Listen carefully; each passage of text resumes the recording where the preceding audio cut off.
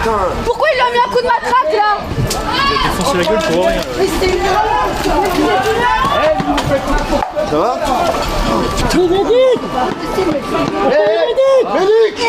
Médic!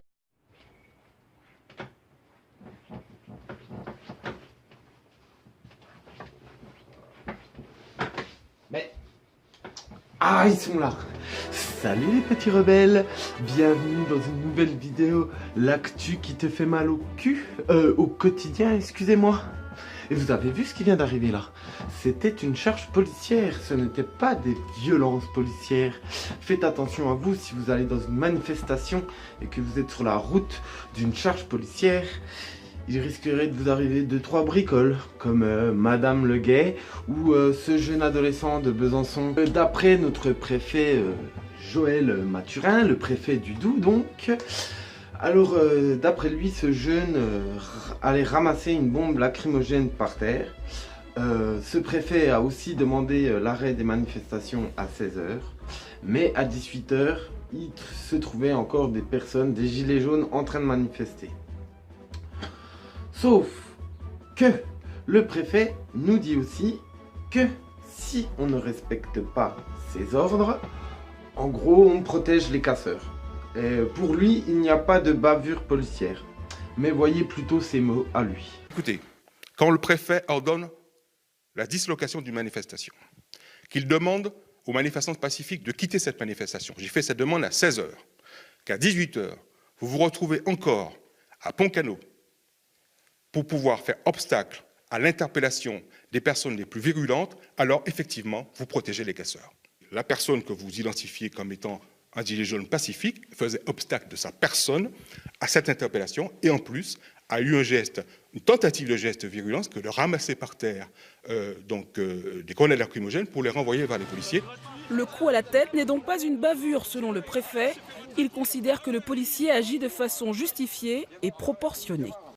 Sauf que FR3 a été retrouvé Emma Audrey, c'est la journaliste indépendante qui a filmé l'extrait où on voit le jeune gilet jaune se prendre un coup de matraque sur la tête. Et après avoir vu cette interview, on sent que Joël Mathurin, le préfet, il se ravise un peu quoi. Il dit oui, il y aura une enquête de l'inspection générale de la police nationale, il faut attendre, machin. Enfin voilà, il se mouille plus trop quoi. Alors que Mathurin, Saturnin, Marc, Canard, eau, mouillé. Oh, je suis désolé, je reviens. Donc voilà, donc je vous mets un extrait de l'interview de la journaliste qui a filmé la scène, et je vous mets aussi un petit bout de notre préfet qui se ravise sur sa position.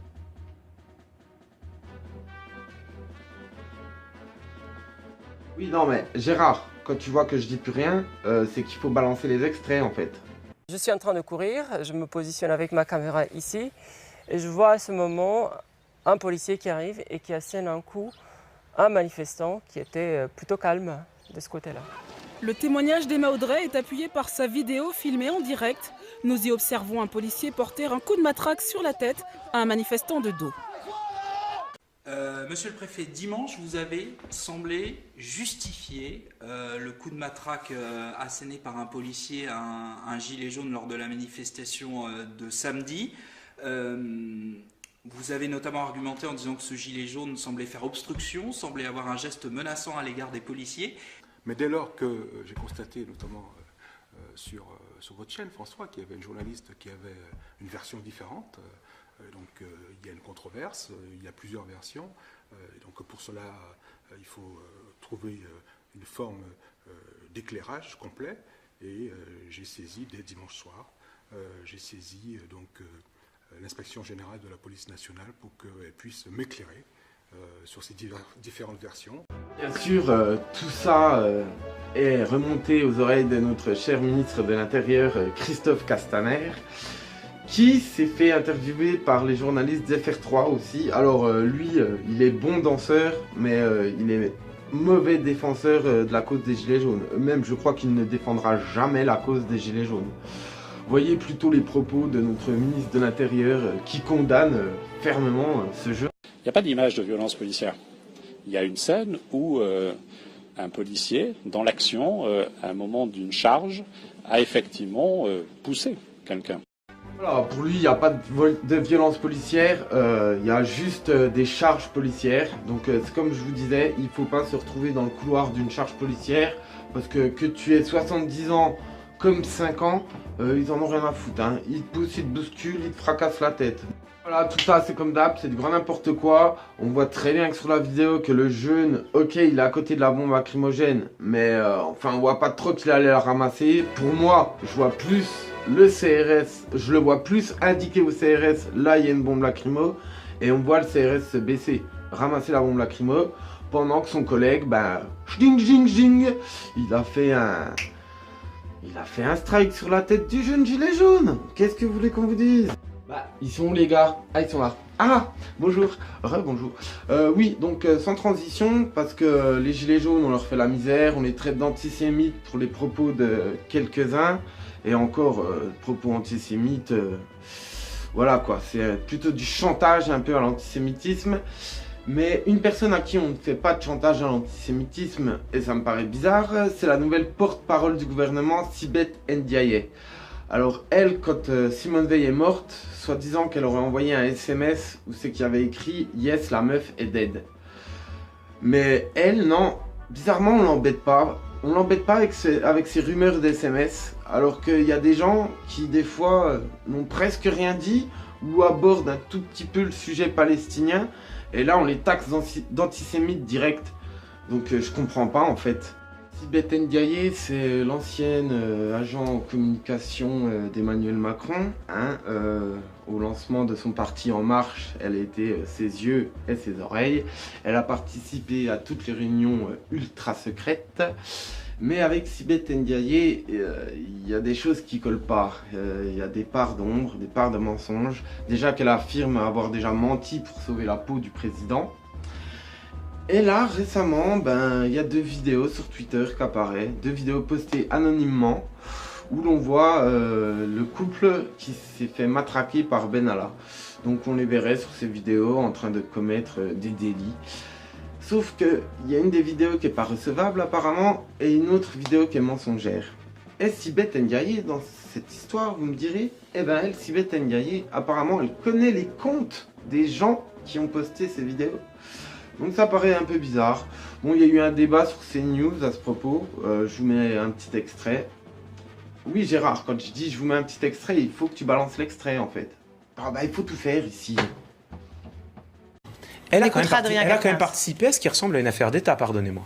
Le progressisme. Ismaël Emelien, dans la nuit du 18 au 19 juillet dernier, en plein boom de l'affaire Benalla, en plein déclenchement de l'affaire Benalla, décide de faire fuiter 2 vidéos anonymement sur Twitter pour tenter de disculper Alexandre Benalla. Donc, des vidéos de quoi? Alors, c'est des vidéos où on voyait des violences des 2 personnes à l'égard desquelles Alexandre Benalla avait eu des gestes lui-même violents. Il s'avère que l'une de ces 2 vidéos était illégale puisque tenue en dehors de toute procédure, l'autre était mensongère puisqu'elle n'avait en fait rien à voir avec Alexandre Benalla. Donc on a une vidéo illégale, une vidéo mensongère. Et en quoi Sibeth Ndiaye les deux vidéos sont diffusées anonymement.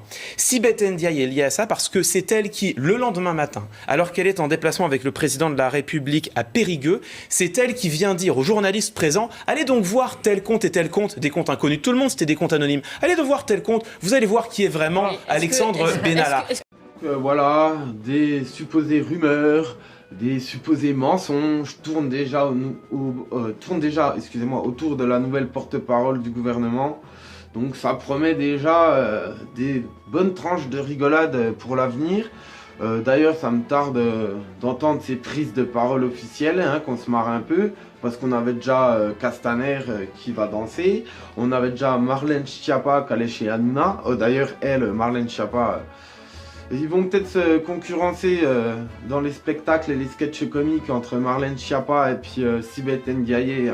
Je pense que maintenant LCI, BFM, CNews, ça sera Comédie Plus quoi, ou Comédie Centrale en fait. Bon, on va bien se marrer les gars, on va bien se marrer, qu'est-ce que vous voulez que je vous dise? De toute façon des conneries on en entend tous les jours, donc un peu plus, un peu moins. Comme dirait une certaine personne, faut rigoler les gars, faut rigoler. Enfin voilà. Voilà, petit conseil pour vous, si vous excellez dans le mensonge, la malversation et si vous êtes un peu raciste sur les bords, c'est les critères apparemment que regarde le gouvernement pour vous embaucher. Donc si vous voulez un petit poste à Matignon ou à l'Elysée, vous savez quoi faire. Donc voilà, moi je vous dis à bientôt les petits rebelles pour une autre vidéo. Si celle-ci vous a plu, vous pouvez la partager. Vous pouvez débattre dans les commentaires en lâchant un commentaire, logique. Vous pouvez aussi liker la vidéo. Vous trouverez mon compte Instagram ici, mon compte Snapchat ici, mon compte Twitter ici, et mon compte Facebook, ouais, bah, on va le mettre là, allez, voilà. Donc voilà, je vous remercie d'avoir regardé cette vidéo. Rebellez-vous contre l'oppression dans vos vies, rebellez-vous contre les gens qui vous cassent les couilles, rebellez-vous surtout contre les gens qui vous disent que vous n'arriverez à rien dans la vie. Et moi, je vous dis à bientôt les amis. Salut!